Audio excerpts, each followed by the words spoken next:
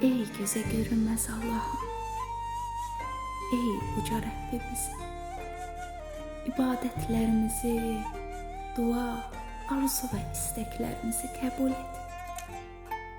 Şübhəsiz ki, sən dualarımızı eşidən, niyyətlərimizi bilən, tövbələrimizi qəbul edən, öz bəndələrini sevən və bağışlayansan. Bizi də bağışla. Allah'ım, ailəmizlə birlikdə sağlıq və firavanlıq içində yaşamağı bizə nəsib et.